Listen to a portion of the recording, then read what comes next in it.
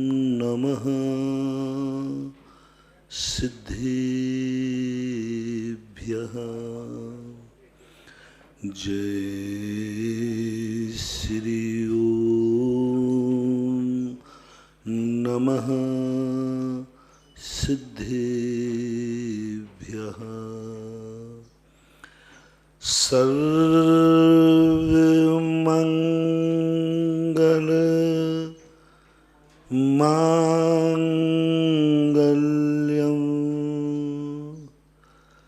सर्वकल्याणकारकं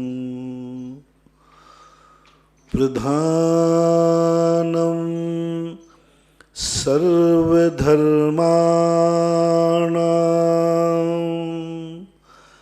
जैनं जयतु शासनं जैनं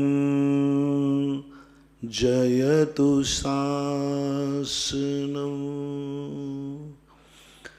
पंच परमेष्टि भगवान की जय हो। आचार्य श्री गुरुवर कुंद कुंद महाराज की जय हो। आचार्य श्री गुरुवर विद्यासागर महाराज की जय हो।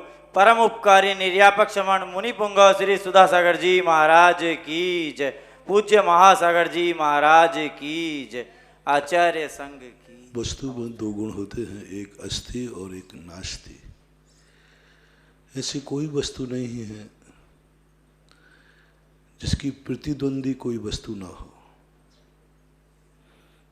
तभी तो इसको स्वाभाविक गुणों में रखा। द्रव्य का ये स्वभाव है कि ये दो गुण तो हैं ही, अस्ति और नास्ति। इससे ये परिलक्षित होता है कि दुनिया की जितने भी पदार्थ हैं उनका कोई प्रतिद्वंदी जरूर है। जितने भी दुनिया की क्रियाएं हैं उनकी विरोधी जरूर है। जो क्रिया है उसका निषेध भी है। कल अपन ने समझा था, संसार में रहना है तो हमें किसी न किसी का सहारा लेना ही पड़ेगा। कितनी बड़ी बात कल आई थी कि तुमने जिंदगी में जिस दिन ये कह दिया मेरा कोई नहीं है, बस वही तुम्हारी जिंदगी का सबसे बड़ा अशुभ दिन होगा। मन में भी भाव आ गया। वचन से तो बहुत दूर की बात है, मन में भी भाव आ गया इस दुनिया में मेरा कोई नहीं है, उसका मौत भी स्वागत नहीं करती। मौत भी हाथों से नहीं छूती, मौत भी नहीं छूती उसे। मौत उसको ऐसी दुर्दशा करके लातों से लुढ़का देती है और वह जीव लुढ़क करके नरक में चला जाता है। तो मैंने एक कल मंत्र दिया था सारे जगत के लिए। अभी तक यदि तुम्हें ये फीलिंग हो रही हो तो एक निर्णय कर लो, तुम अपनी जिंदगी में कभी ये नहीं कहोगे, ये नहीं विचार करोगे मेरा कोई नहीं है। नहीं तो इस संसार में तुम अनाथ माने जाओगे। हर व्यक्ति तुम्हें लूटेगा, हर व्यक्ति तुम्हारी उपेक्षा करेगा और तुम घुट घुट करके मरोगे। इसलिए आप किसी को अपना कोई तुम्हारा है ये निर्णय कर लो। निर्णय कर लो किसको बनाना है, बस एक बनाना है। अधिक हो तो कोई आपत्ति नहीं, लेकिन अपनी आत्मा को फीलिंग मत होने देना, अपने मन को फीलिंग मत होने देना कि तुम्हारा कोई नहीं है। इसलिए भारतीय ऋषि मुनियों से कहा जिसका कोई नहीं है उसका भगवान है। यहां तक की नीति बना दी कि यदि तुमने ये मान लिया कि मेरा कोई तो नहीं है, लेकिन मैं सनाथ हूं, अनाथ नहीं हूं, जब मौत तुम्हारी आएगी और पूछेगी तुम इस दुनिया में अनाथ बन के जिए हो कि सनाथ बन के जिए हो, तो गर्व से कहना मैं सनाथ हूं। सनाथ हो तुम? कौन है तुम्हारा नाथ? कौन है जिसके छाया में तुम जियो? तो गर्व से कहना मेरा नाथ जिनेंद्र है। कल मैंने कहा था कि ये सुनते ही यमराज कांप जाएगा, ये सुनते ही तुम्हें मारने के लिए उसके हाथ कांप जाएंगे और वो तुम्हें ले भी जाएगा, क्योंकि नियत है जाना है तो सौभाग्य मान के ले जाएगा, अवभाग्य मान के ले जाएगा, कांपते हुए हाथों से ले जाएगा और नीचे नहीं ऊपर ले जाएगा। क्योंकि जो जिसका नाथ भगवान है, जिसका नाथ जिनेंद्र देव है, यमराज उसकी दुर्दशा नहीं कर सकता, यमराज उसे दुर्गति नहीं भेज सकता, यमराज उसका अनादर नहीं कर सकता। इसलिए मैंने कल कहा था, बहुत विस्तार से कहा था, जो जो आज तक मंदिर नहीं गए हो, जिन्होंने भगवान को नहीं माना हो, गुरु को स्वीकार नहीं किया हो, भी शुरू कर दो। अभी लॉकडाउन के थोड़े से दिन और हैं सुधरने के, फिर तो तुम बिगड़ोगे बिगड़ोगे। हाँ, अभी सब सुधरे हुए हैं, कोई बिगाड़ नहीं हो रहा, कोई गड़बड़ नहीं हो रहा है, क्योंकि तुम कुछ भी नहीं कर पा रहे। आंखें उतनी देख पा रही जो तुम्हारे घर में है, दुनिया को नहीं देख पा रही। आंखों से जो पाप करते थे वो अभी बंद है, कानों से जो पाप करते थे दुनिया के सुनते वो बंद है, मुंह से जो बुरा बोलते थे वो बंद है, बहुत कुछ पापों से। लॉकडाउन के अंदर व्यक्ति इतने पापों से बचा हुआ है, एक सीमित हो गया, एक सिमट के रह गया, उसका सोच, उसका विचार सब एक सिमट के रह गया। अभी बताते 31 तारीख तक तो पक्का है ये, इतने में सुधर जाओ, बना लो किसी को अपना मालिक, बना लो अपना किसी को नाथ, बना लो किसी को अपना गार्जियन स्वामी, और बस वो जैसे ही तुम्हारा बन जाएगा, अब देखना सारी दुनिया तुम्हारा साथ नहीं देगी तो तुम्हारे अंदर से आवाज आएगी, घबराता क्यों है, मेरे साथ भगवान है। आती आवाज, आज तक को आती है। जब पूछा पांडवों से तुम्हारे साथ कौन है, कुरुवंशों में से कौन है, कुरुवंशों में से? बोले मेरे साथ कोई नहीं है। तो फिर कैसे युद्ध लड़ोगे? बोले मेरे साथ वासुदेव है। बस ऐसे ही अपन कह सके कि मेरे साथ कौन है, तुम्हारे साथ कौन है तुम्हारा गार्जियन? बोले कोई नहीं है, एक है त्रिलोकीनाथ देवादिदेव भगवान है। और जिसका नाथ भगवान हो, त्रिलोकीनाथ हो, उससे बड़ा सनाथ कौन हो सकता है?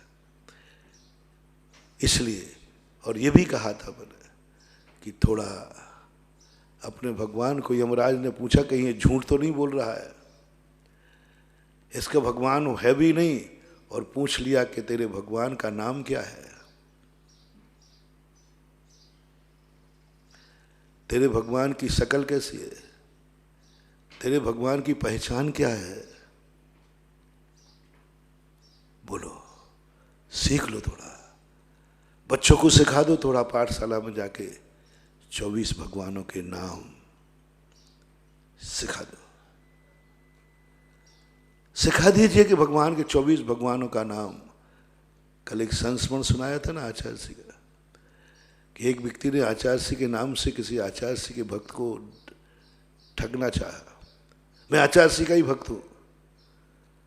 तो उसको शक हुआ, उन्होंने कहा कि भाई मैं तुझे अपना भाई मान लूँगा, आचार्य जी को ऐसी पहचान बताओ जिससे मुझे विश्वास हो जाए। तो उसने पूछा आचार्य जी आहार में क्या नहीं लेते? और उसके बाप ने नहीं कभी सुना था, और नकली तो नकली होगा, पकड़ा गया। ऐसे ही कल तुम यमराज ने पूछ लिया कि तुम्हारा क्या परिचय है तुम्हारे भगवान का। पढ़ लो पहला भाग, दूसरा भाग, कम से कम 24 भगवानों के नाम बोल सको। पढ़ लो उनके 46 मूल गुण, कम से कम कह सको कि मेरा जिनेंद्र भगवान क्षुधा, तृषा आदि 18 दोषों से रहित होता है। 18 दोषों से रहित होता है, न वो खाता है, न पीता है, न पसीना आता है। क्षुत् पिपासा जरा आतंक जन्मांतक भयस्मया न राग द्वेष मोहस्य यस्याप तथा सा प्रकीर्ति थे। कह सको गर्व से ये 18 दोष नहीं है, अनंत चतुष्टय वाला है, सर्वज्ञ है, हेतुपदेशी है, राग द्वेष आदि समस्त परिणामों से रहित है, सबसे रहित है, अस्त्र वस्त्र शस्त्र से भी रहित है। पूछेंगे वो उस समय यदि तुमने इतना बता दिया वो यमराज भी नतमस्तक हो जाएगा। ऐसे ही गुरु का, ऐसे ही पांचों परमेष्ठियों का। इसलिए हमने एक दिन लॉकडाउन में यहाँ के बच्चों को सब रटाया था, कम से कम इतना तो रख दो पंच परमेष्ठि का स्वरूप। और इसलिए कम से कम आप एक छवि तो रख लो, कोई छवि तुम्हारे ज्ञान में है भगवान कैसा है। तुम किसी एक मंदिर में प्रतिदिन जाकर के उसकी छवि आंखों में बसा लो, क्योंकि मरते समय स्मृति शक्ति कमजोर हो जाती है, आंखें कमजोर हो जाती है, शरीर शिथिल पड़ जाता है। उस समय तुम किसी की धारणा बनाओगे नहीं बनोगे। और जिंदगी भर भी यदि तुमने देखा होगा तो उस विस्मृति में भी, उस कामों में भी, उस मौत के मुख में भी तुम्हें वो मूर्ति याद आ जाएगी जिसको तुमने जिंदगी भर दर्शन किया है। हाँ, प्रभाव पड़ता है। एक महाराज थे तिलक जी, बहुत पहले की घटना है। वो कौमों में चले गए।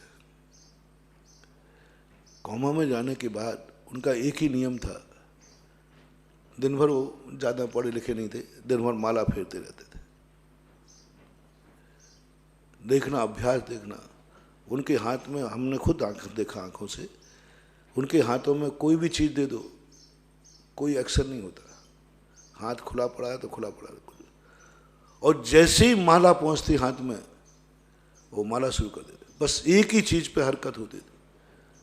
हम लोगों ने खूब सब चीजें रख के देख ली, सब कुछ नहीं, कोई हरकत नहीं, कुछ नहीं। जैसे ही माला रखते थे माला चालू हो जाती, यूं यूं यूं माला फेरना चालू कर देते। आचार्य ने कहा देखो, बिना मन का भी एक संस्कार देखो। जिंदगी भर इन्होंने माला फेरी तो बेहोशी कामा में भी इनकी उंगलियां चल रही है, माला को इनकी उंगली पहचान रही है, चलने लगी। ऐसे ही एक दिन हमने कहा था तुमसे, बिना मन के मंदिर जाओ, जाओ, बिना मन के भगवान का दर्शन करो, चलो बुरे मन से करो। अब और क्या कहे, अच्छे मन से नहीं करते महाराज, मेरा मन नहीं, चलो तो बिना मन के करो महाराज, बुरे मन से करो। मैं तो यहां तक छूट, बहुत महाराज जी मंदिर जाऊंगा, मेरे बहुत बुरे भाव आएंगे, आने दो, करो, बुरे मन से करो, फिर भी मैं खुश रहूंगा। बुरे मन से भी तुम करोगे तो आखिर भगवान को देखने के बाद ही तो करोगे, कम से कम वो छवि तो तुम्हारे ध्यान में आ जाएगी। कल के दिन जब तुम्हें होश आएगा, बेहोशी आएगी, संकट आएगा, तो शायद बहुत बड़ी बात है। शास्त्रों में आया, सरवार सिद्धि में पूज्यपाद स्वामी ने, कि यहां जो धर्म उसने बुरे मन से किया है,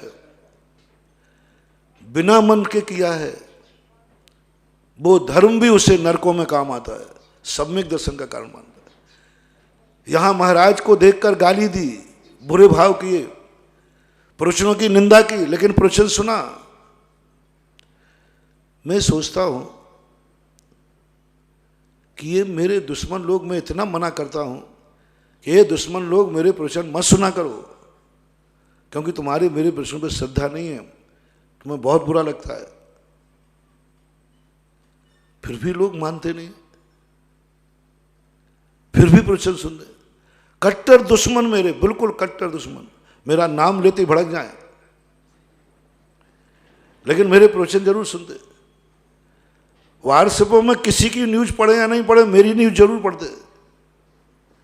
मैं बहुत सोचकर उसको परेशान था, मैंने क्यों सुनते हैं, मैं तो उनका दुश्मन हूं, वो मानते ही नहीं मुझे, फिर भी वो सुनेंगे। वो खुद कहते हैं महाराज का प्रवचन तो नहीं छोड़ूंगा, लेकिन मैं महाराज को मानता नहीं, ध्यान रखना, कट्टर दुश्मन हूं। तब मैंने सोचा ऐसा क्यों, इनमें क्या संस्कार आ गया। तो एक दिन नरकों में सम्यक दर्शन के निमित्त पर विचार चल रहा था, तो वहां आया कि जब नरकों में जाकर के वो पढ़ता है और वेदना होती है, तो उसके मन में आता मैंने क्या पाप किया, मैंने क्या ऐसा किया जो आज मैं नरकों में हूं।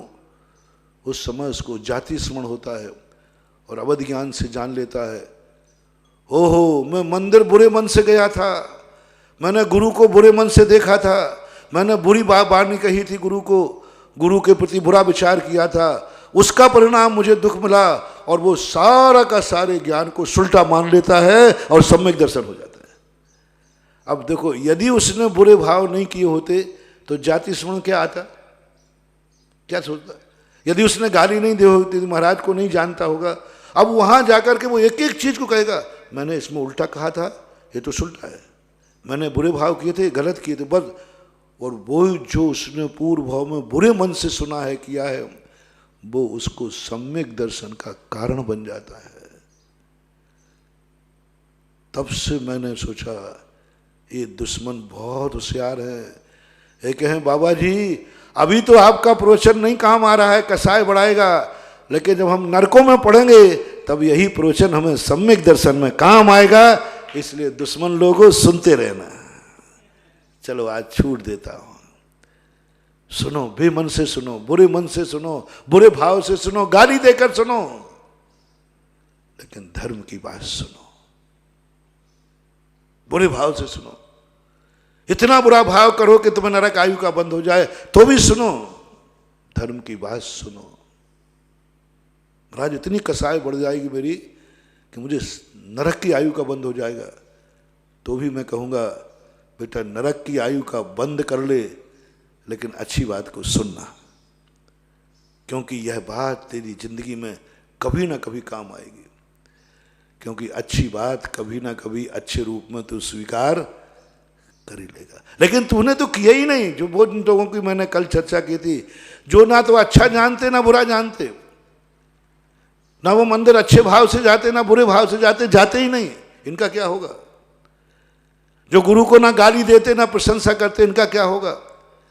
जिनकी आंखों ने कभी मुनि राज को देखा ही नहीं, उनका क्या होगा। जिन्होंने कभी भगवान का अभिषेक किया नहीं, उनका क्या होगा। उनको सम्यक दर्शन का कोई कारण मिलने वाला नहीं।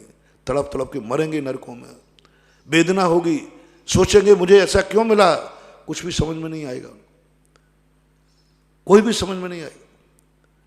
वेदना से थोड़ा बहुत हो जाए, कोई परिणति बन जाए, लेकिन जाति स्मरण से सबसे ज्यादा सम्यक दर्शन होता है नरकों में, और ये जाति स्मरण यही काम करता है।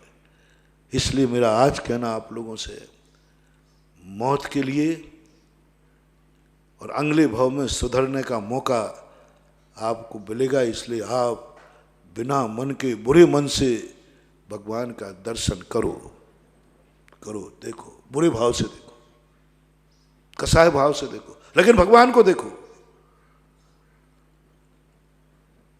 भगवान का अभिषेक करो, बुरे भाव से करो। कैसे करो। एक बार मैंने कहीं कभी कहा था, तुम मुंह से नमोकार मत बोलना, गुस्से में बोलना, गाली मत बोलना। किसी को मार रहे हो तो मारते समय तो नमो हरिहंताणम जम के मारो, वो भी मैं छूट दे रहा हूं, इतने छूट दे रहा हूं, पर गाली मत देना। मार रहे हो तुम, पीट रहे हो तुम, तो नमोकार मंत्र पढ़ के पीटना, पढ़ते हुए पीटना। बुरा कार्य है, गलत है, मैं भी जान रहा हूं, लेकिन नमोकार मंत्र पढ़ के पीटना।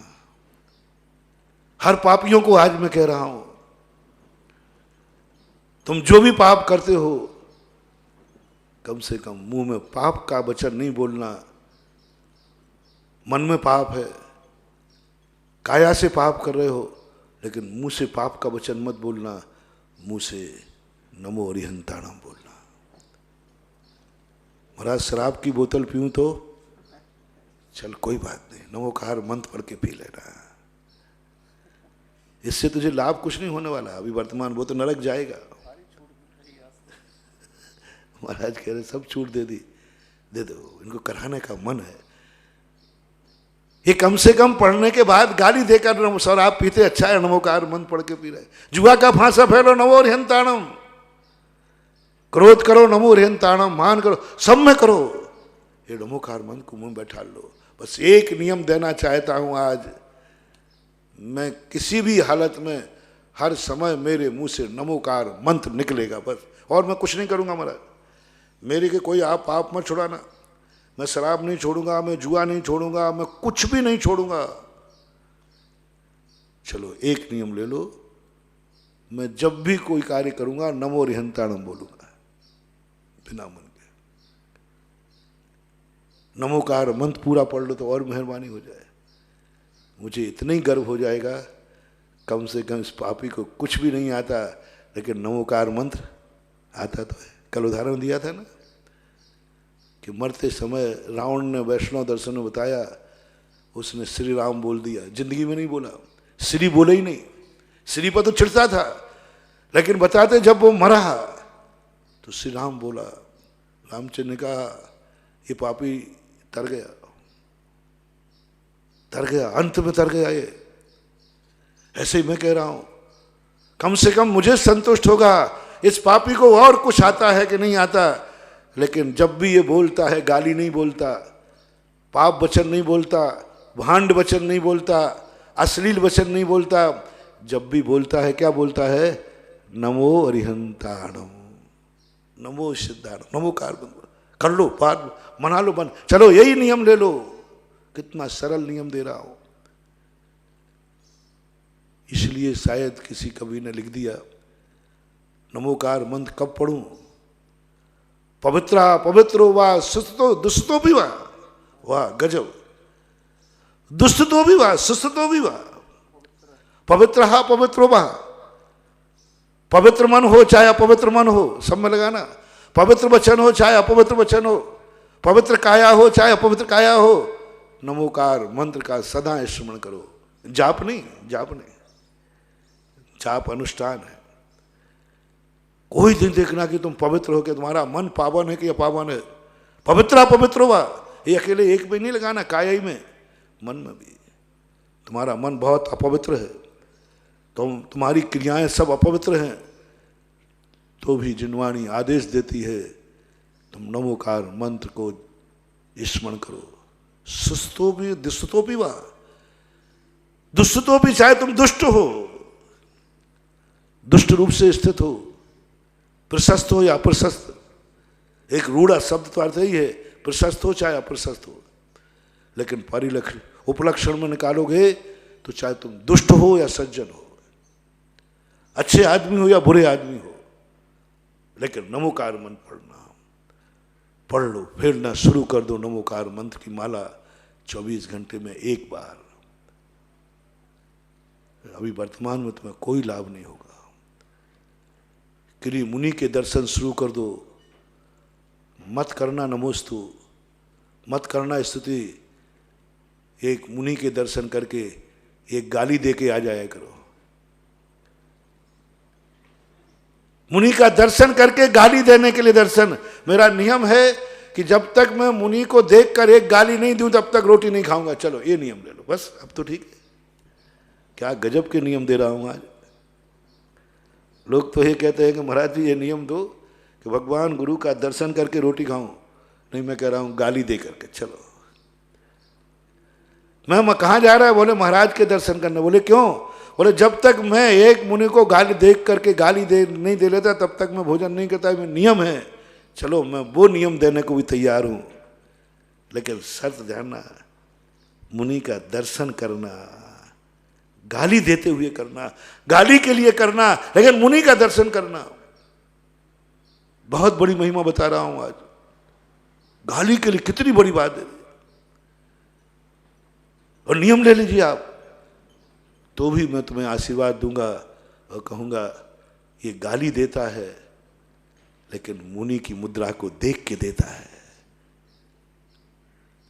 ये दो समय तुम्हारे काम आएंगे। सब में लगा लेना, मुनि में भी, जिनवाणी में भी, बिना मन के पढ़ो। बिना मन के स्वाध्याय करो, बुरे मन से करो, करो करो। पूज्यपाद स्वामी ने भी यही बात कही, तुम जैसे बने तैसे करो, कम से कम गाली से तो अच्छा है नमोकार मन निकाल रहा है। बहुत बड़ी बात। अंत में जब तुम्हारे सामने मौत खड़ी होगी तो तुम कह सकोगे, तुम क्या जिनेन्द्र देव को जानते हो? बोले जानता हूं। कैसे जानते हो? मेरा नियम था, मंदिर में जाकर के प्रतिदिन भगवान को एक गाली दे के आता था, फिर भोजन करता था, इसलिए वो जिनेन्द्र। वो कौन है? हैं तो जिनेन्द्र देव, लेकिन मैंने गाली दी है। दिगंबर मुनि को जानते? बोले जानता हूं, अच्छी तरह जानता हूं, उनका स्वरूप उनकी चाह बहुत अच्छी तरह जानता हूं। कैसे जानते हो? कभी आहार दिया है? बोले नहीं, गाली दी है। लेकिन स्वरूप क्या बताओगे? कैसे हैं तुम्हारे? कैसे थे वो? पीछे कमंडल वाले थे, दिगंबर थे, नासा दृष्टि किए थे, वीतरागी थे, सब यही वर्णन करोगे, लेकिन मैंने गाली दी है। गाली दी, कम से कम जान जाओगे। मौत भी कहेगी कम से कम इसने तो नरक तो भेजेगी, दुर्गति तो होगी, लेकिन जैसे ही दुर्गति में जाओगे, ओहो मैंने सच्चे भगवान को पाया तो था, तो भूल क्या कर गए? स्तुति के स्थान पर गाली दी थी। बस गुरु मिल तो गया था और आंखों से देखा भी मैंने गुरु, पर भूल क्या थी? गाली दी थी। बस यही भूल मेरी थी। अब मैं उन्हीं देव को, उन्हीं शास्त्र को गाली नहीं भक्ति दूंगा। नमोस्तु भगवान। तो नरकों में भी ये मुद्रा काम आएगी। यदि तुमने यहां नरक मुद्रा नहीं देखी होगी तो नरकों में तुम्हें गुरु याद आएंगे ही नहीं। देखो मैं कितना बड़ा न्याय निकाल रहा हूं। महाराज जी आप बिल्कुल गलत कर रहे हो, पापियों के लिए भगवान के दर्शन देखो तो सही। उसने कभी भगवान का, गुरु का दर्शन ही नहीं किया था, अब वहां याद क्या आएगा? कम से कम वहां जाकर के उसको, जो गाली के लिए महाराज के प्रवचन सुनता था, वो प्रवचन उसको वहां याद आ जाएंगे। इतने जल्दी सम्यक दर्शन होगा उसको। बस वो कहेगा गाली के स्थान पर भक्ति, प्रवचन को श्रद्धा से सुनना है, भगवान को गाली नहीं देना, भक्ति करना है।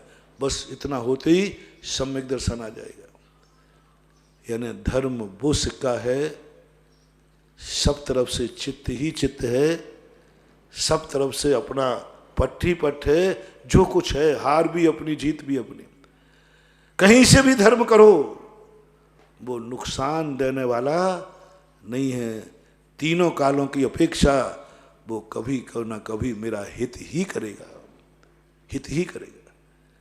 इसलिए अपने जीवन को,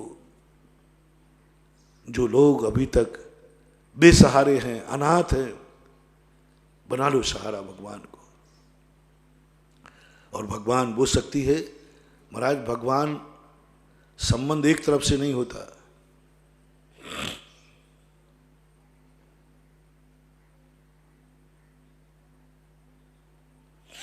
संबंध एक तरफ से नहीं होता।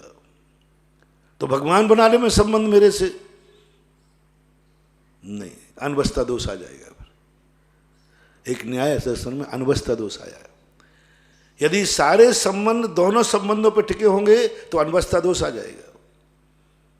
जो अस्थि और नास्ति की मैं बात कर रहा था, संसार में कोई व्यक्ति, दुनिया में कोई व्यक्ति बिना संबंधों के सहारे नहीं जी सकता। तो क्या ये संबंधों का दुनिया है? नहीं। एक व्यक्ति दुनिया में है जिससे सारी दुनिया संबंध बनाती है, लेकिन वो किसी से संबंध नहीं बनाता। सारे द्रव्य एक दूसरे के सहारे हैं। धर्म द्रव्य आकाश के सहारे। जब आकाश के पूछा तो पूज्यवर उमा स्वामी महाराज कहते हैं, आकाश किसके सहारे है? स्वयं प्रतिष्ठित, क्योंकि वो असीम है। धर्म द्रव्य, अधर्म द्रव्य, पुद्गल, काल, ये और जीव, ये पांचों द्रव्य किसके सहारे हैं?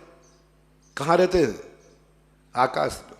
आकाश के सहारे। आकाश अवगान दे रहा है। तो फिर पूछा, प्रश्न उठाया कि आकाश किसके सहारे है? क्योंकि वो अनवस्था दोष लाना पड़ जा रहा था। अनवस्था दोष यही कहलाता है कि वो किसके सहारे है, वो किसके सहारे है, वो किसके सहारे है, फिर अनवस्था दोष आ जाएगा। और पुनः तुम करोगे तो फिर और भी दोष आ जाएंगे, अंत कभी आएगा नहीं। तो प्रकृति में ये जरूर समझ लेना, जो कार्य हम कर रहे हैं वह करने वाला आज परतंत्र है, कल स्वतंत्र होगा, कोई ना कोई होगा, कोई एक चरम सीमा होगी। आज यदि हमारा विद्यानंद जी महाराज राज श्लोक वार्ता में कहते पूज्यवर कि ज्ञान यदि एक दिन केवल ज्ञान प्राप्त होता है किसी को, किसका प्रतीक क्या है? क्योंकि वर्तमान में लोगों के सबके ज्ञान एक समान नहीं है, किसी का कम है, किसी का अधिक है, किसी का अधिक है। तो एक दिन ऐसा भी आएगा, ये अधिक ज्ञान बता रहा है कि कोई व्यक्ति दुनिया में पूर्ण ज्ञानी भी होगा। कितना बड़ा सोच, उन्होंने अधिक ज्ञान से एक व्यक्ति को कम ज्ञान है देखा जाता है, एक को ज़्यादा है, तो उनका ये ज़्यादा बढ़ाता है, कम बढ़ बता रहा है कि एक दिन पूर्ण ज्ञान भी होगा। हमें हर व्यक्ति का सहारा लेना पड़ता है संसार में, तो एक दशा ऐसी होगी जो बेसहारे की होगी, असहाय होगी। हमें इंद्रियों से जानने, ज्ञान को जानने के लिए मन इंद्रियों का सहारा लेना पड़ता है, तो कोई एक ज्ञान जरूर ऐसा है जो इंद्रियों के बिना जानेगा। आंखों से हमें देखने में आता है, कोई जरूर ऐसी शक्ति है जो बिना आंखों के भी देख सकती है। किससे जाना तुमने? तुमने किससे जाना कि बिना आंखों के भी दिखता है? क्योंकि मैं आंखों से देख रहा हूं। ये न्याय पॉइंट है, आंखों से ही देख रहा हूं मैं। इससे सिद्ध है कि नास्ति कथन जरूर दुनिया में है, नास्ति है। क्योंकि अस्थि क्या है? देखना है तो क्या खोलना है? आंख। तुरंत लगाओ, जरूर कोई आत्मा दुनिया में ऐसी है जो बिना आंख के देखती है, क्योंकि हम आंख से देख रहे हैं उसका विरोधी। हम कानों से सुनते हैं, जरूर कोई शक्ति है जो बिना कानों के सुनती है। हेतु क्या है? क्योंकि मैं कानों से सुनता हूं। देखना, ये बहुत बड़ा हेतु है। पॉजिटिव हेतु तो दुनिया बनाती है, लेकिन मैं कानों से सुनता हूं, इसका अर्थ कोई दुनिया में बिना कानों के सुनता है। मैं आंखों से देखता हूं, मैं बोलता हूं, मुंह हिलता है मेरा, होंठ हिल रहे हैं, हिलते हुए दिख रहे हैं। जरूर दुनिया में कोई ऐसा है जो बिना मुंह हिलाए बोलता है। क्योंकि मैं बोलता हूं तो मुंह हिलता है। जो मैंने प्रारंभ में कहा था ना, हर चीज का विरोधी दुनिया में है। कोई भी चीज दुनिया में नहीं जिसका विरोधी नहीं हो। अपन लोग मुंह हिलाए बिना बोल सकते हैं क्या? नहीं बोल सकते। लेकिन निश्चित समझना, दुनिया में कोई ऐसी शक्ति है जिसका तालु रंग मुंह नहीं हिलते फिर भी आवाज आती है। हम किसी वस्तु को जानते हैं तो हमें उपयोग लगाना पड़ता है। जरूर कोई ऐसा व्यक्ति है जो बिना उपयोग के जानता है। हमें देखना पड़ता है घड़ी कितना बज गया, उपयोग लगाना पड़ा, पारिशेष न्याय लगाओ। जरूर कोई ऐसी शक्ति है जो उपयोग लगाए बिना सब कुछ जानती है। जानना, मैं जानना चाहता हूं तो दुनिया कोई जरूर है कि जानना नहीं चाहती फिर भी जानने में आता है। हमारे लिए पर पदार्थों के बिना सुख नहीं है, निश्चित कर लो। जरूर कोई शक्ति ऐसी है जो पर के बिना सुखी है। क्यों? क्योंकि मैं पर के बिना सुखी नहीं हो सकता। रोटी खाते समय सोचो, मेरी भूख बिना भोजन के नहीं मिट सकती। तत्व चिंतन दे रहा हूं। लोग कहते हैं तत्व चिंतन कैसे करें? ये तत्व चिंतन क्या है? सत्य को तो हम पा नहीं पाएंगे। सत्य को जब तक पा नहीं पाएंगे हमारा सत्य मिलेगा नहीं। हम बिना आंखों के देख नहीं पाएंगे जब तक सत्य मिलेगा नहीं। आंखों से सत्य देखने में नहीं आता। तो हमारे आचार्य ने बहुत सरल सूत्र दिया, वो कम मिलेंगे जो बिना खाए जिंदा रहते हैं।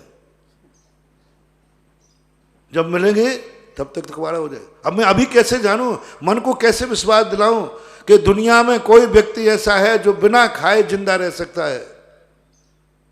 और वो मनुष्य गति है, मनुष्य आयु का उदय है। तो तुम दावे के साथ कहो है, कहां है? बोले मुझे पता नहीं है। फिर कैसे कह दिया कि बिना खाकर के जीने वाला है? क्योंकि मैं बिना खाए जिंदा नहीं रहूंगा। इससे सिद्ध है कोई है जो बिना खाए जिंदा रहता है। क्योंकि यदि वो नहीं होता तो ये नहीं होता।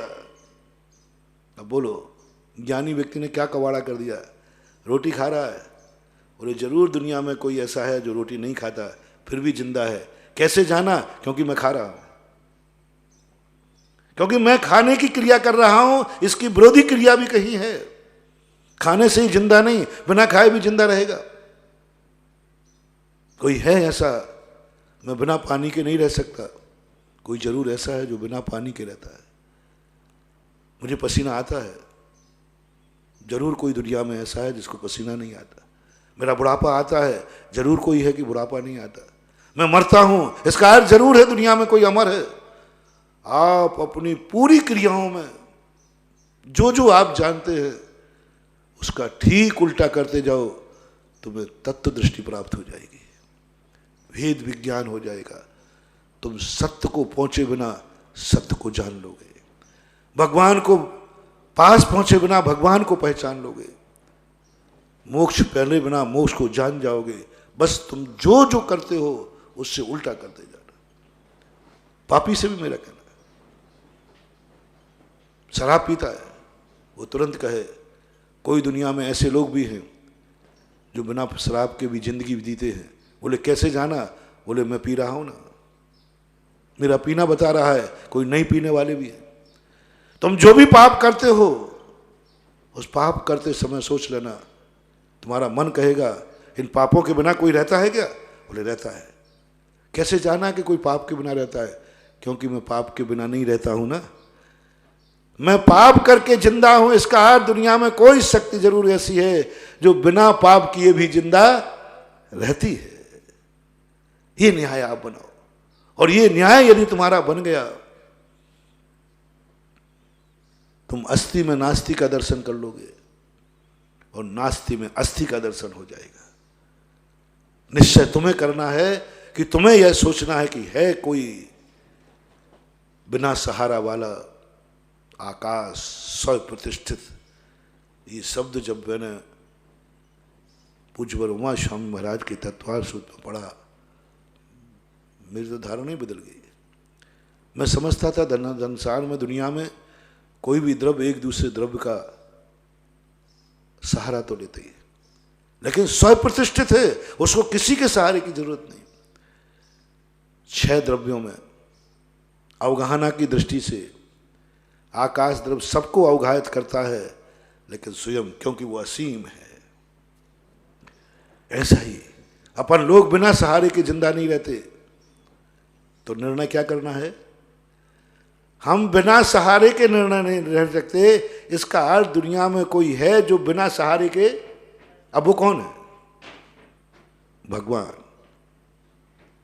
सिद्ध भगवान, कोई सहारा नहीं।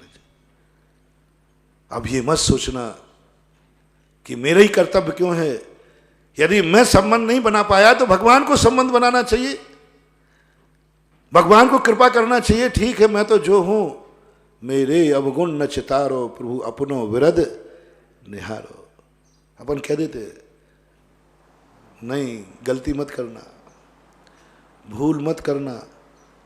एक ही दुनिया में ऐसी शक्ति है जो किसी से संबंध नहीं बनाती, अपन को ही उससे संबंध बनाना पड़ेगा। वो हमारे दर्शन नहीं करेगा, हम उसके दर्शन करेंगे। वो हमसे नहीं बोलेगा, हम उससे बोलेंगे। वो हमारी नहीं सुनेगा, हमें उसकी सुनना पड़ेगी। संसार में क्या करते हैं अपन लोग? वो मेरी बात सुनते ही नहीं, कल मैं भी नहीं सुनूंगा। वो मेरी तरफ देखता नहीं, मैं भी नहीं देखूंगा। वो मेरे से बोलता ही नहीं, तो अपन लोग क्या कहेंगे? वो मेरे से बोलते ही नहीं तो मैं भी नहीं बोलूं, मेरी भी कट्टी। कोई व्यवहार नहीं, सीधी बात। वो हमसे नहीं कट्टी, वो बच्चे कहते ना कट्टी कट्टी कर ले दे, तेरी मेरी कट्टी। ऐसे ही अपन यही आदत लेके भगवान देख, तू मेरे से नहीं बोलेगा तो तेरी मेरी कट्टी, मैं तेरे से नहीं बोलूंगा। तू मेरी नहीं सुनेगा, मैं तुम्हारी नहीं सुनूंगा। तू मेरे तरफ नहीं देखेगा, मैं तुम्हें नहीं देखूंगा। तू मेरे से चिंता नहीं करेगा, मैं तेरी नहीं करूंगा।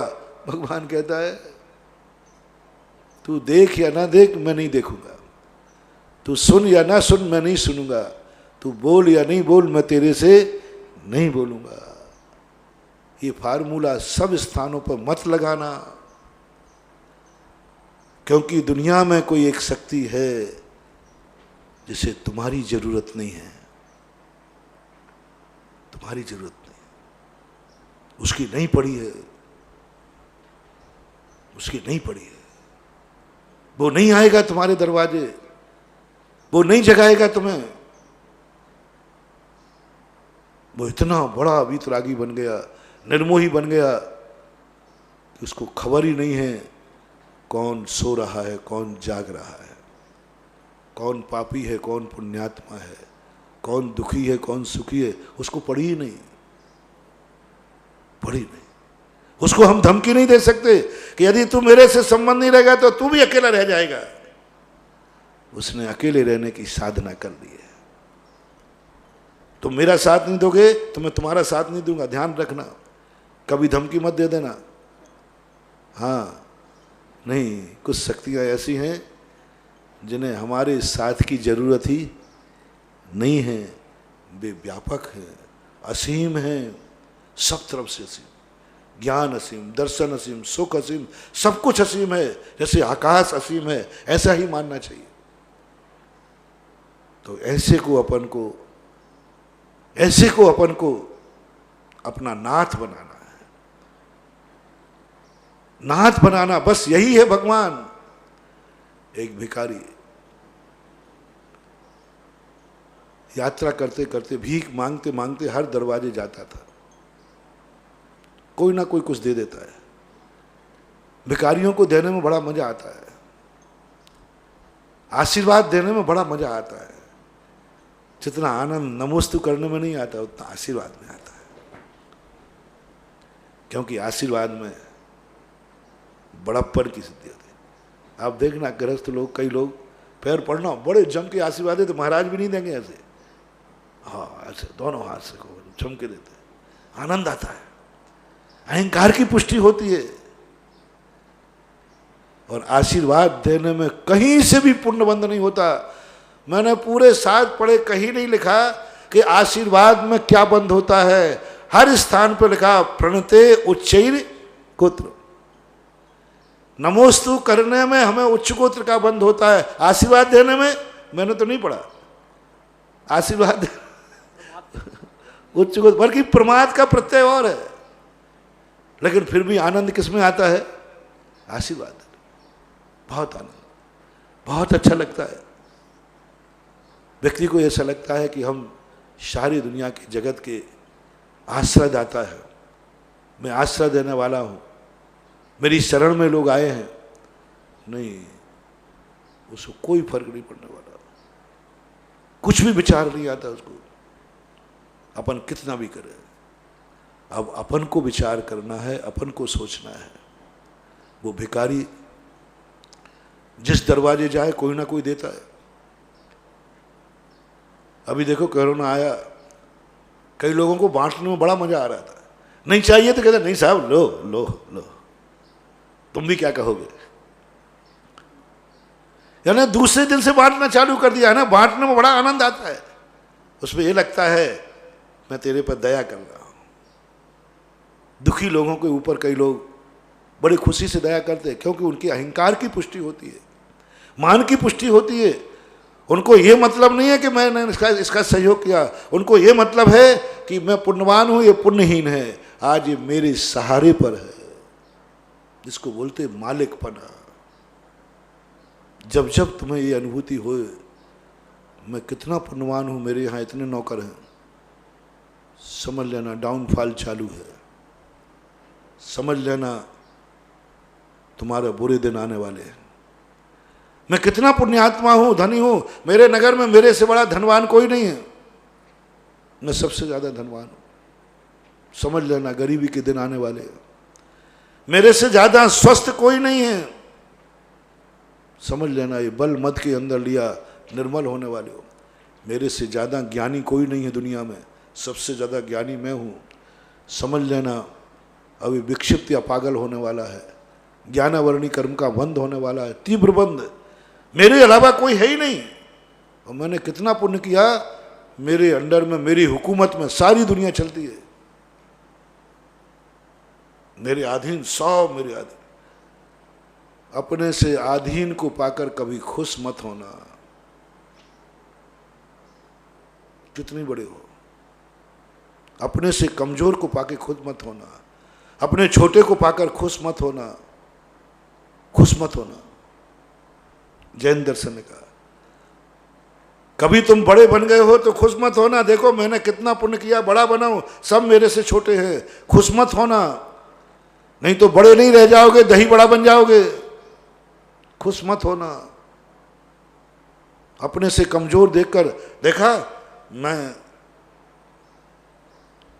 गोरे हो तो काले से घृणा मत करना, देखा ये सब कालियां हैं, मैं गोरा हूं, कोड़ निकलने वाला है,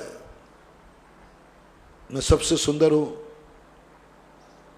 मैं सबसे बड़ा धनवान हूं, मैं सबसे बड़ा ज्ञानी हूं, मैं सबसे बड़ा तपस्वी हूं, मेरे जैसा तप करने वाला कोई नहीं। समंतभद्र महाराज ने, पूज्यवर ने पूरे पापों में किसी पाप को सम्यक दर्शन से मलिन नहीं कराया। मैंने गौर किया, उन्होंने ये नहीं कहा कि तुम ये करोगे, हिंसा करोगे, झूठ करोगे, चोरी करोगे, कुशील करोगे, परिग्रह करोगे तो तुम्हारा सम्यक दर्शन मलिन हो जाएगा, चर्चा ही नहीं की। किसी ने किसी का मर्डर कर दिया तो भी नहीं लिखा कि तुम सम्यक दर्शन मलिन कर लेगा। मर्डर भी किए तो भी सम्यक दर्शन मलिन नहीं हुए।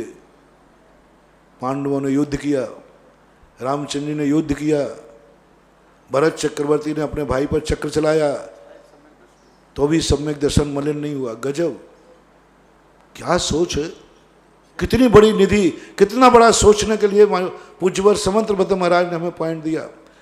यदि कुचित कदाचित तुम्हारे जीवन में ऐसा हो जाए कि तुम हिंसा भी कर डालो, संकल्पी हिंसा, मर्डर भी कर डालो, तो भी सम्यक दर्शन मलिन होगा, ऐसा नहीं कहा। तुमने डाका भी डाल लिया, झूठ भी बोल दिया, परिग्रह कुछ भी कर लिया, तो सम्यक दर्शन मलिन होगा ये नहीं कह सकता। चारे से तो भ्रष्ट हो जाओगे, नरकों में तो जा सकते हो, लेकिन मलिनता की जब बात आई, पूरे रत्नगण श्राप का चार में पढ़े तो सम्यक दर्शन के लिए उन्होंने कहा, छेढ़लाकार ने भी कहा, मद को कहा। ज्ञान मद, कुल मद, जाति मद, ये जो मद हैं, ये मद सम्यक दर्शन को मल ठाने। पंडित जी साहब, दौलत राम जी, सम्यक को मल ठाने। ये 8 मद तेरे, कोई पाप तेरे सम्यक दर्शन को मलिन करेगा या नहीं करेगा, लेकिन मद तेरा सम्यक दर्शन को मलिन जरूर करेगा। सम्यक दर्शन, छेढ़लाकार ने तो सम्यक दर्शन को मल ठाने और 8 मदों को लिया। 3 मूर्तियां हैं तो मिथ्यात्व बन जाता है, क्योंकि वो तो कुगुरु कुदेव को साथ हो, लेकिन मदों की बात, वो मद मल पैदा कर देते हैं। तो महानुभाव, कभी भी अपनी जिंदगी में अपने छोटे के बल पर बड़े नहीं बनना, कभी गरीब के बल पर अमीर मत बनना, कभी आंसुओं पर हंसने का साहस मत करना, किसी के दुखी देखकर सुख का मौज मत उड़ाना। आर्त ध्यान और रौद्र ध्यान की चर्चा जैनागम में आई। कौन सा ध्यान पाप है सबसे बड़ा? आर्त ध्यान नहीं। आर्त ध्यान का अर्थ दुखी होना और रौद्र ध्यान का अर्थ सुखी होना, यानी दूसरे के दुखों को देखकर सुखी होना। हिंसानंद, चौर्यानंदी, मृषानंदी, परिग्रहानंदी, ये सब आनंद। तुम कभी किसी दुखी को देखकर सुखी मत होना,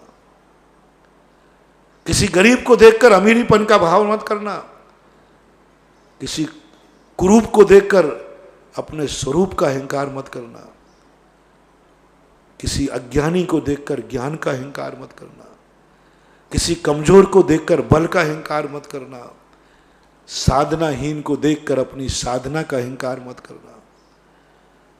उसको देखकर, अपना आनंद है तो हम तपस्या कर रहे हैं, वो तो है ही, लेकिन उसको देख करके ये कुछ भी नहीं है, इडियट मैं ज्ञानी, ये कुछ भी तपस्वी नहीं मैं तपस्वी, इसके पास 2 रुपया नहीं मेरे पास धन है, ये सब मत करना, क्योंकि इससे बहुत बड़ी चीज है।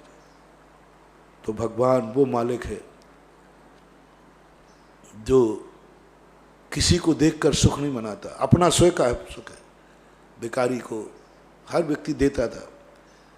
भिखारी अपना दुर्भाग्य मान करके कोसता था, हे भगवान मैंने क्या पाप किया, आज मुझे किसी से रोटी मांगना पड़ी, आज मुझे किसी का सहारा लेना पड़ा। रोटी लेते था लेकिन अपने दुर्भाग्य को कोसता था। अच्छा भिखारी था, सौभाग्य नहीं मानता था, सौभाग्य नहीं मानता था कि मैंने कितना पुण्य किया कि रोटी मिल गई। दुर्भाग्य मानता था कि मैंने कितना पाप किया कि आज मैं अपने पेट के लिए भी रोटी नहीं कमा सकता, दूसरे के हाथ से हमें भीख मांगना पड़ती है। वो देना नहीं चाह रहा, मैं मांग रहा हूं। साधु और भिखारी में यही तो अंतर है। साधु को लोग देना चाहते हैं और भिखारी लेना चाहता है, और दुर्भाग्य मानता है। दुर्भाग्य तो दोनों ही मानते हैं। सच्चा साधु और भिखारी, जो सच्चा भिखारी होगा, सच्चा भिखारी और सच्चा साधु दोनों आहार लेते समय अपने आप को दुर्भागा मानते हैं, पापी मानते हैं, पुण्यहीन मानते हैं। भिखारी भी अच्छा भिखारी है कि हे प्रभु क्या मेरी दशा, ऐसा पुण्यहीन कि मुझे दूसरे की रोटी लेना पड़ रही है। साधु क्या करता है, हे भगवान मैंने इतनी बड़ी सब कुछ कर लिया, सब कुछ प्राप्त करने की सोच ली, लेकिन ये 2 रोटियां नहीं छोड़ पा रहा हूं, इनके सहारे जीना पड़ रहा है। ये पर पदार्थ है। देखो मैं इतना बड़ा मुनि होकर ग्रस्त के सामने अंजलि कर रहा हूं। कई बार तो ग्रस्तों को अहंकार भी आ जाए तो महाराज मेरे भरोसे पल रहे हैं, हाँ धमकी भी दे डाले, महाराज ज्यादा मत करना नहीं तो मैं कल से चौका बंद कर दूंगा। अब सुनना पड़ेगा भैया तुम्हारी घनी कम्मा अन्नदाता, नहीं सुनेगा सच्चा दादा। लेकिन तो ये कर तो सकते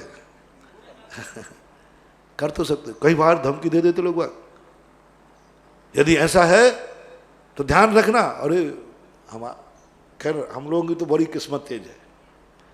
हम लोग तो आचार्य विद्यासागर के चेले हैं, तो आज तक कोई ऐसा श्रावक मिला नहीं जिसने मुझे धमकी दी हो।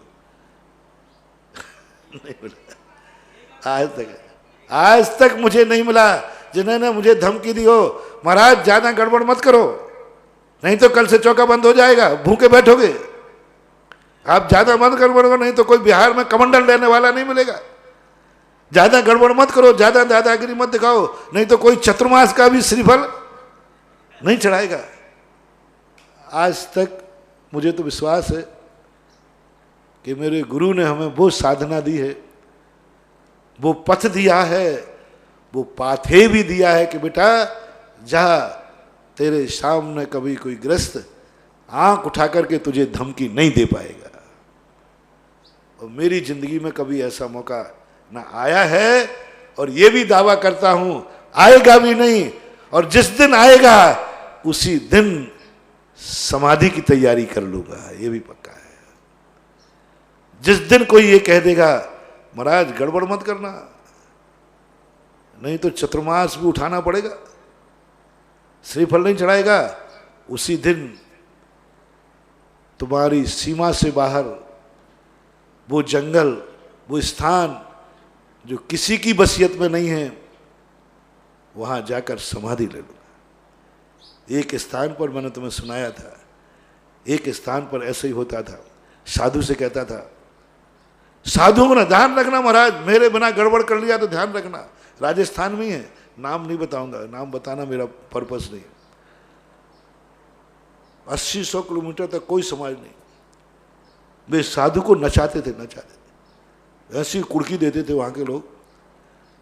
महाराज ने कहा बिहार, महाराज जी बिना अनुमति के बिहार मत कर देना नहीं तो कोई तुम्हारा कमंडल लेने वाला नहीं मिलेगा। बेचारे महाराज सीधे साधे बैठ जाते। चौके की भी वहां चौके, एक चौका लगता, महाराज जी एक चौके में हार होगा सबका, तुम 10 साधु हो तो 10 एक चौके में खाओ, इससे ज्यादा नहीं लगेगा। अब जब मुझे पता चला तो मुझे तो ऐसे स्थान पर जाने के लिए खुजली लगती है। मैंने कहा मैं तो जाऊंगा ऐसे स्थान। गया। अब मैंने सोचा कि अब इनको दिखाना है, और वहां बिना कहे कोई विहार नहीं कर सकता था। वो पंचायत बैठी थी, कल हमारे यहाँ किसी की सगाई है, परसों तिये की बैठक है, नरसों विचार करेंगे। अब मैंने कहा कि अब तिये की बैठक के दिन मैं विहार करूँगा, और सगाई कार्यक्रम था किसी का, उस दिन मैंने छुल्लकों को भी नहीं बताया, इशारा भी नहीं किया, और 1:30 बजे उठ कर के कमरे से बाहर निकल कर के काम की छुल्लक जी से कह दो, दोनों छुल्लक जी थे, कि बिहार करना है। और मैं तुरंत जल्दी बिहार कर, मैंने कोई श्रावक नहीं आ जाए, क्योंकि अभी ये संपत्ति उनकी है, इस संपत्ति के मालिक। तुरंत मैं जल्दी जल्दी करके बाउंड्री के बाहर हो गया, सड़क पे खड़ा हो गया। अब समाज आ गई, आप ऐसे नहीं जा सकते हो, हमारे यहाँ का रूल्स ये है, हमारे यहाँ का नियम ये है। मैंने कहा भैया अब मैं मंदिर से बाहर निकल आया हूँ, सड़क सरकारी और पैर हमारे हैं। मैंने यही कहा, सड़क सरकारी, पैर हमारे हैं। उनको तो वही याद, महाराज जी देख लीजिए आप ऐसे बिहार करोगे, कोई आपके साथ बिहार नहीं करेगा। मैंने कही मुझे ज़रूरत नहीं, मेरे पास जितना सामान है उतना मैं वजन उठा लेता हूँ। कितना सामान है हमारे पास? पीछे का मंडल है, इससे ज़्यादा है नहीं, इतना मैं उठा लेता हूँ। कोई अटैची फटैची तो है नहीं, कुछ नहीं चाहिए। महाराज चौके नहीं लगाएंगे, पाटे नहीं पहुँचेंगे। मैंने कहा मेरे गुरु ने हमें भूप शयन करना सिखाया है। हाँ, हम लोगों ने जमीन पे शयन किया, तुम्हारा तो क्या भरोसा, किसी दिन पाटे पे दादागिरी दिखा दो। तो गुरुजी ने कहा बेटा जमीन पे सोना देख लो। 2 महीने हम लोग पपोरा छेद पर पूरा संग जमीन पे सोया है, बिल्कुल खुली जमीन पर। 24 घंटे जमीन पे ही बैठते थे, जमीन पे ही लेटते थे, जमीन पे ही पढ़ते थे, सब कुछ जमीन पे होता था। 2 बल्कि 2.5 महीने तक, 2-2.5 महीने कुछ नहीं। लोग देख करके रोते थे जब शाम को हम लोग लेट जाते थे और जमीन में पड़े हैं आचार से, बिल्कुल खुली जमीन में पड़, कुछ चटाई मटाई घास मार कुछ नहीं, बिल्कुल खुली जमीन, और दिन भर जमीन पे बैठते थे। तो मैंने कहा भैया मुझे तो जमीन पे लेटने की आदत है, पाटा नहीं लाओगे तो चल जाएगा। और क्या? बोले महाराज चौके नहीं लगेंगे। तो मैंने कहा, मन से पूछा, तो मन ने कहा मैंने कितने दिन? बोले बिहार करते हुए, बिना बिहार के 4-5 दिन, और बिहार करते हुए 2 दिन का उपवास तो मैं कर लूँगा। तो मैंने कहा बस बेटा 2 दिन में अपन 80 किलोमीटर पार कर देंगे। तो मैंने कहा वो भी चल जाएगा, वो भी चल जाएगा। चौका नहीं लगाओगे, पाटा नहीं लोगे, साथ नहीं चलोगे, चल जाएगा, सब चल जाएगा। लेकिन 10 महीने बिहार किया, सीधा एक स्कूल का बरामदा मिला, सीधा नीचे बैठ गया। पूरी कहानी से मतलब नहीं, कहने का अभिप्राय यह है कि गृहस्थ को कभी अहंकार आ सकता है, गृहस्थ है। हाँ, कई लोग कहा था मेरी बदौलत है जो आप बिहार करते हैं। हाँ, ऐसे अहंकार आ जाते कई बार। यदि तुम शिखर जी की वंदना करा दो ना, गिरनार की, तो बड़ा गजब के। कई महाराजों के साथ ऐसा होता है, मेरे साथ तो हुआ नहीं, हुआ तो हमारे ऊपर लागू हुआ नहीं। सामने आया, कहा तो सही उसने, लेकिन अपन को कोई जरूरत नहीं पड़ी। मैं तुम्हें तो नहीं रोक सकता हूं कि तुम साधु की जो सेवा करते हो, वैयावृत्ति करते हो, आहार देते हो, तो तुम अहंकार नहीं करोगे। मैं इसका तो दावा नहीं कर सकता, लेकिन ये दावा जरूर कर सकता हूं, आचार्य विद्यासागर का चेला होने के कारण, कि मुझे तुम्हारे उस दबाव से कोई फर्क पड़ने वाला नहीं है। कोई चतुर्मास का श्रीफल नहीं चढ़ेगा तो भी कोई फर्क पड़ने वाला नहीं। मेरे गुरु ने ऐसे स्थान पर भी चतुर्मास करना सिखाया है, रात व्यतीत करना सिखाया है, जो स्थान पर किसी की श्रीफल की जरूरत नहीं है। बाउंड्री के अंदर ही तो श्रीफल चढ़ाओगे, बाउंड्री के बाहर तुम्हारे श्रीफल की क्या जरूरत है? बहुत हमारी जिनवानी जैन शास्त्र ने कई लोगों में होता है, और ऐसे ऐसे लोग महाराज लोग सुनाते हैं। ओह, जिन संघों में बिना नाम लिए एक महाराज को एक व्यक्ति यात्रा करा रहा था शिखर जी की। वो रास्ते में, बीच रास्ते में ना इधर लौट सकते और कोई दूसरा उनके पास था नहीं। वो हर महाराज जी आपको चुपचाप इतने बजे उठना है, ऐसा हाल लेना, ये लेना, नहीं तो मैं भाग जाऊंगा। अब भागने की आदत है महाराज का, मेरी तो हवा की सक गई। कि ना मैं इधर जा सकता हूं ना इधर जाता हूं।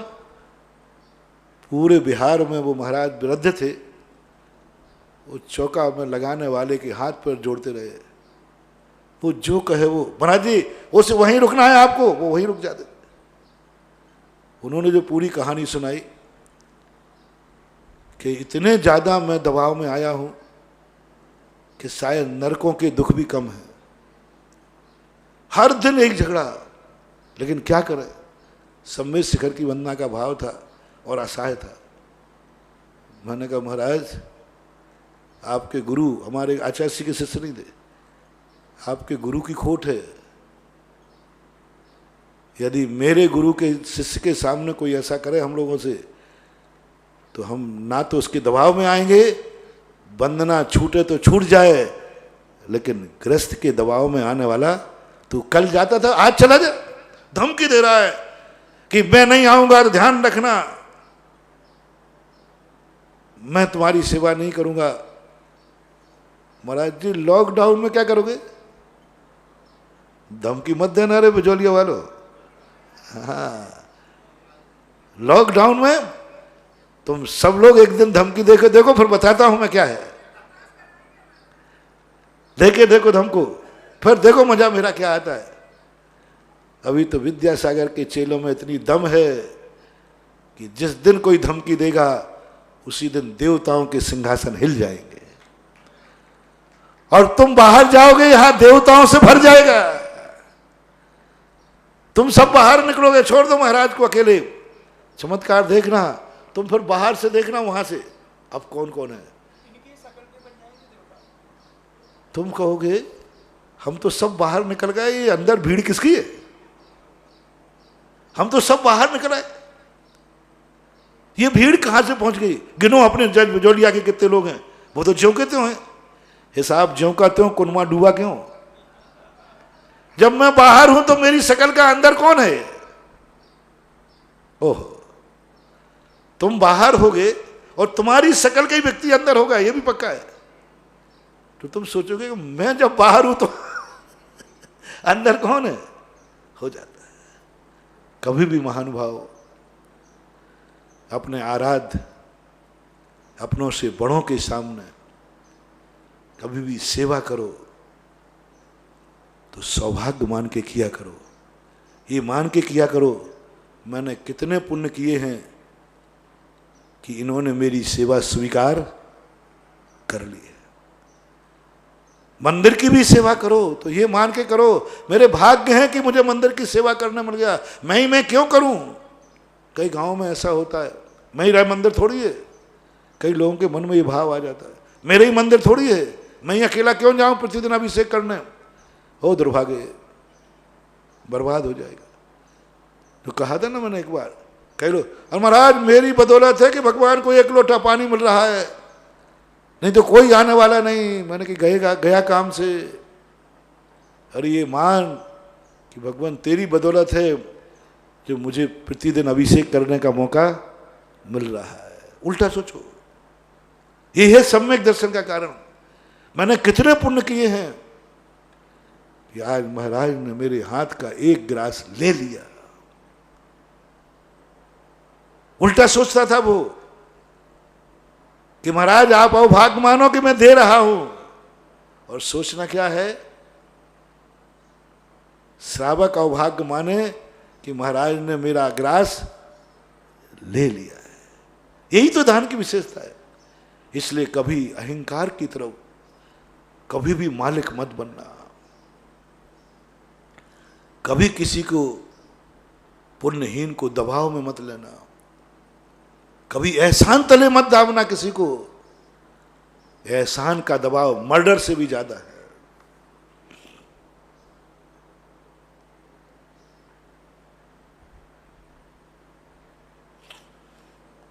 मर्डर से भी ज्यादा।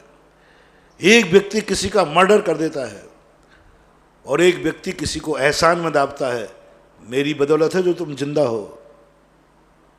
तो सच्चा ठाकुर क्षत्रिय होगा ना, तो वो कहेगा अब तू मारी डाल,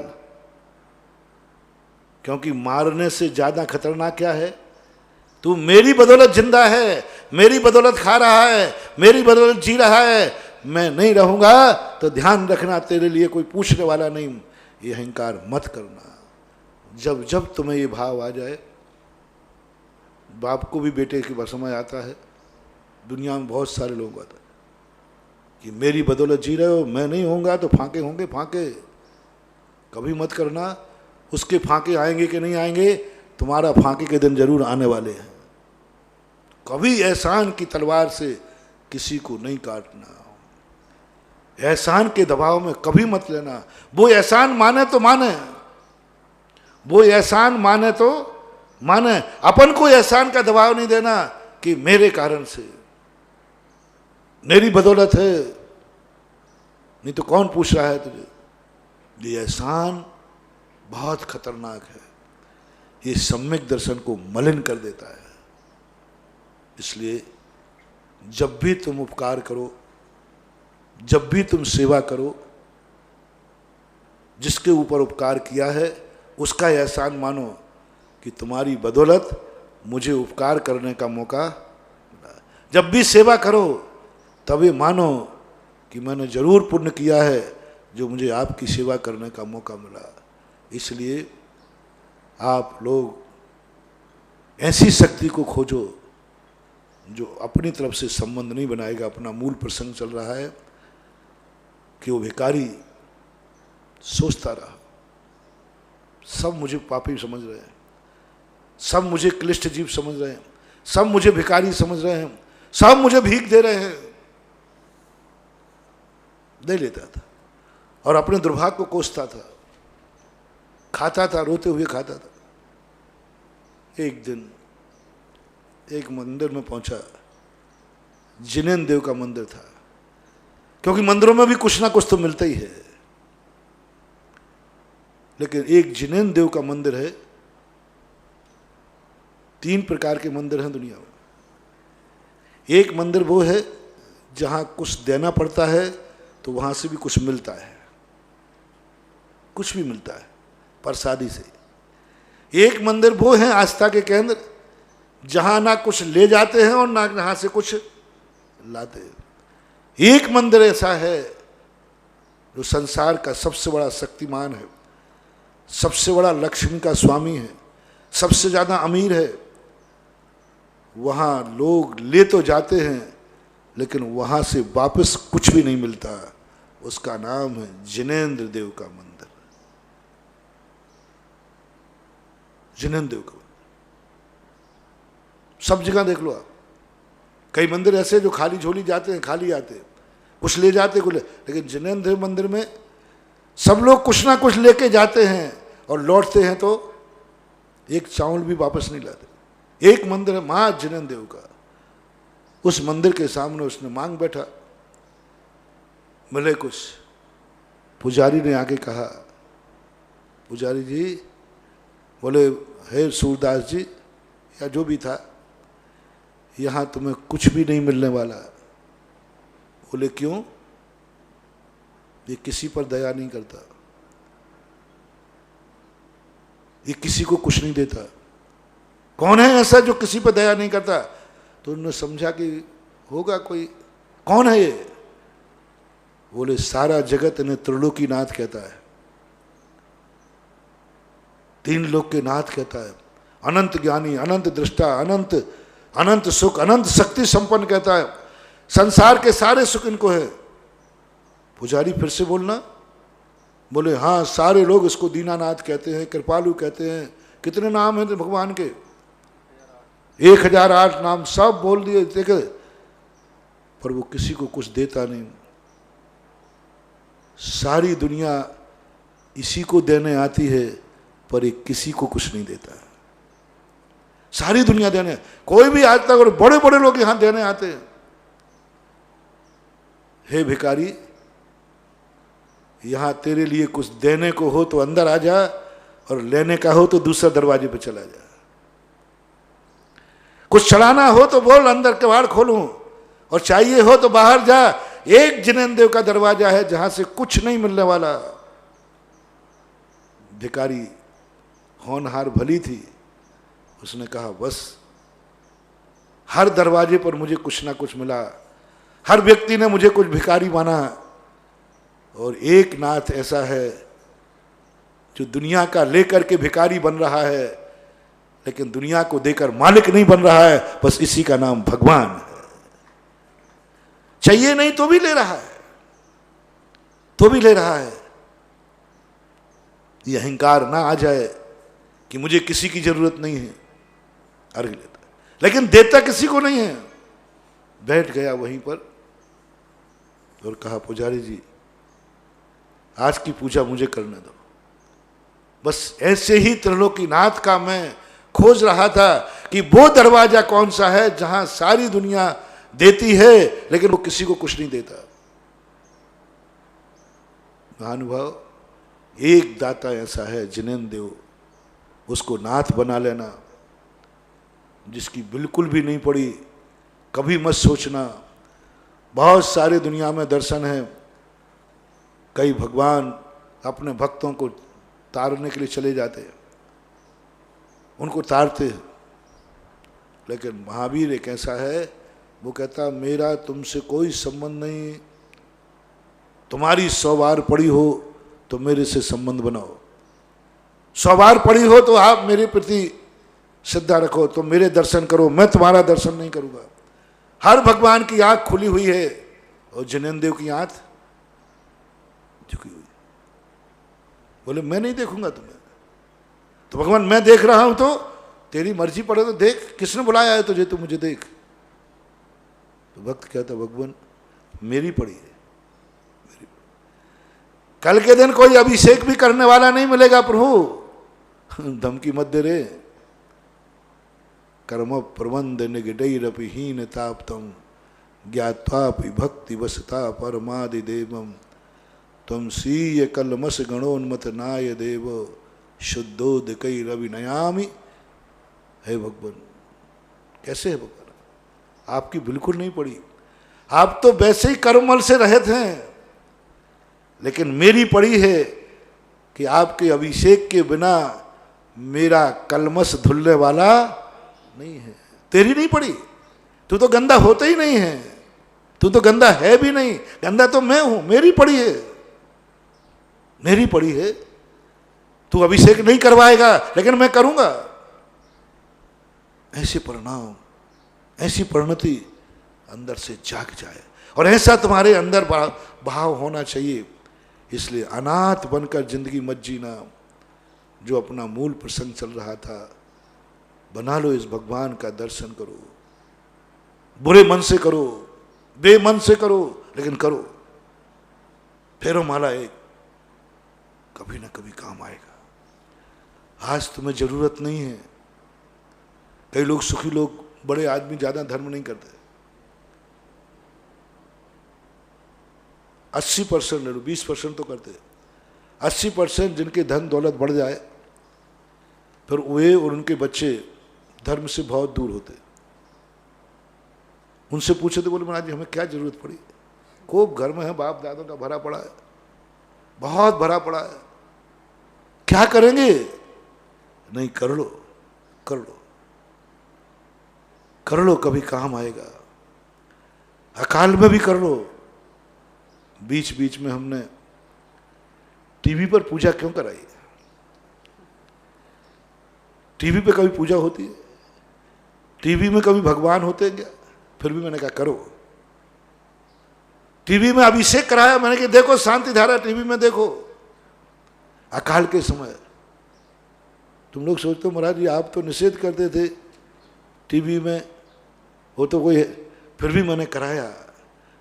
क्यों कराया?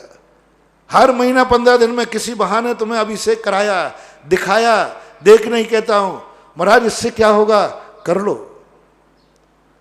पता था ये लॉकडाउन कितना चले, कहीं ऐसा ना हो जाए कि तुम अभिषेक करने भूल जाओ, कहीं ऐसा ना हो जाए कि तुम अर्घ चढ़ाना ही भूल जाओ, कहीं ऐसा ना हो जाए कि अष्टद्रव्य भूल जाओ, कहीं ऐसा ना हो जाए कि तुम भगवान को भूल जाओ, कहीं ऐसा नहीं हो जाए कि तुम गुरु को भूल जाओ। हाँ, तो मैंने कहा इनको याद बना दे रहा हूँ। एक बहुत अच्छा संस्मरण याद आ गया। समय है, बहुत अच्छा समय। एक स्थान पर 12 साल का अकाल पड़ा। 12 साल का अकाल घोषित हो गया। देवताओं ने घोषित कर दिया, इस देश में इतने पापी लोग हैं, यहाँ 12 साल तक कोई पानी नहीं बरसाऊंगा। ये लोग पानी का दुरुपयोग करते हैं। कोई भी पानी के लिए भगवान का अभिषेक तो करता नहीं, नहाने में खूब बहाते हैं, पाप कार्यों में खूब पानी बहाते हैं, अच्छे कार्यों में नहीं बहाते, नहीं बरसाना पड़े। घोषणा कर दी 12 साल का। अब सब लोग घबरा गए। एक किसान था, खेत में कुछ नहीं, प्रतिदिन जाकर के हल ले जाता, अपने बैलों को ले जाता, हल होता ना, हल ले जाता, प्रतिदिन 1 घंटे हल चलाता था। और वो खुरपी होती है ऐसी घास खोदने की, घास खोदने, उस घास को चलाता। हाशिया होता, हाशिया, वो उसको यूं यूं करके काटता। लोग समझते कि ये पागल हो गया। 1 महीना, 2 महीने, 4 महीने, साल भर, 2 साल, 3 साल हो गया। उसका जो नियम था वो प्रतिदिन करता रहा। 2-3 साल के बाद सारे गांव वालों ने कहा, ये पागल तो नहीं दिखता, कोई गलत हरकत तो करते ही नहीं। सीधा जो बैलों के साथ उनको खिलाना पिलाना बांधना जैसा अच्छे दिनों में करता वैसे ही करता, बाकायदा उनको हल ले जाकर सब क्रियाएं करता। एक दिन सारे गांव वालों ने उसको पकड़ लिया।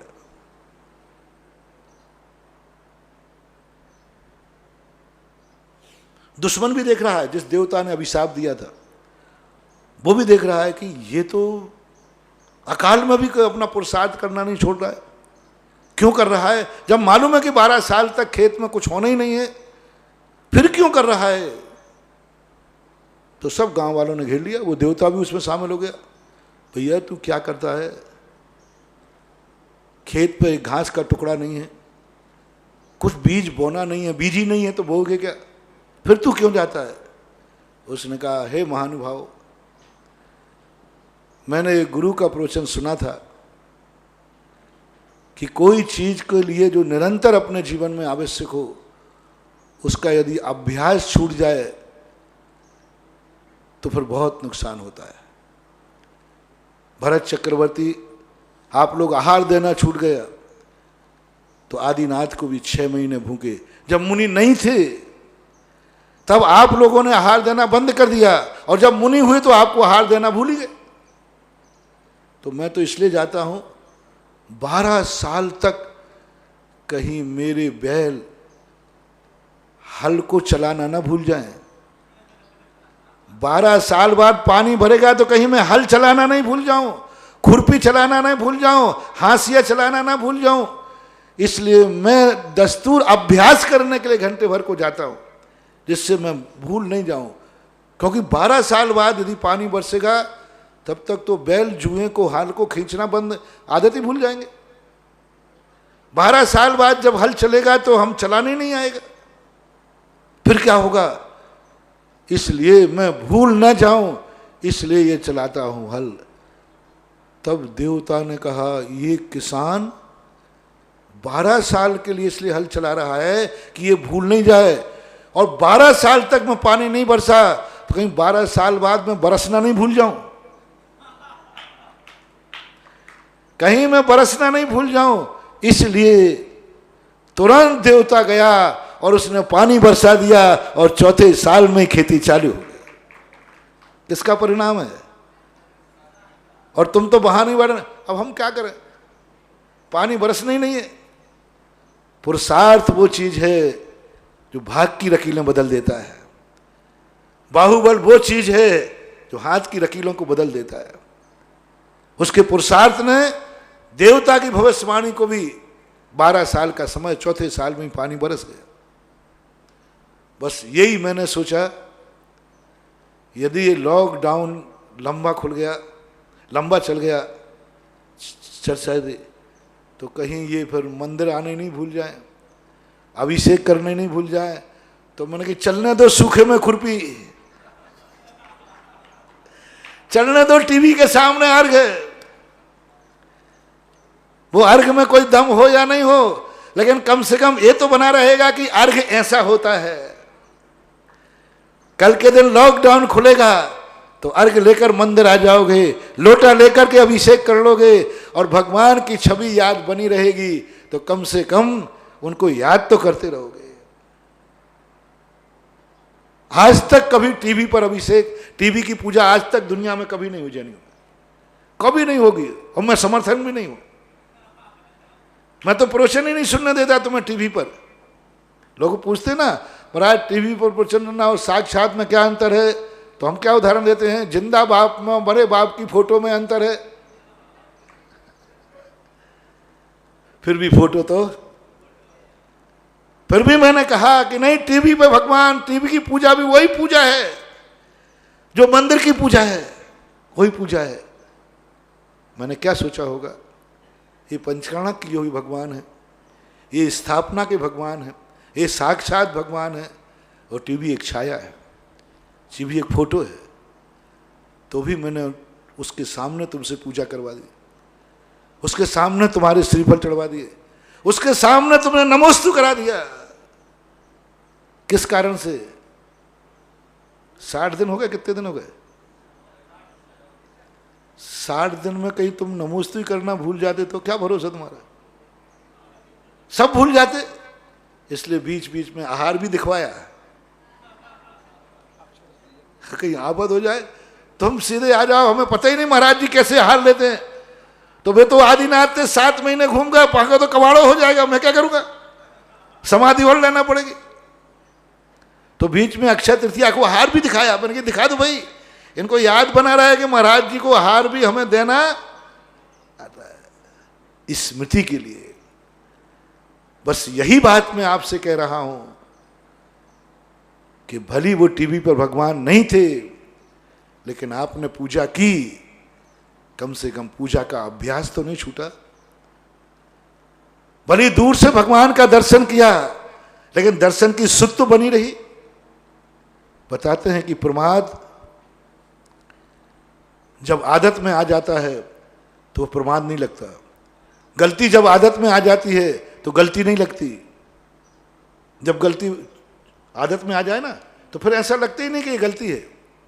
शुरू में तो लगता है कि गलती है, बाद में जब आदत में आ जाए तो गलती नहीं लगती।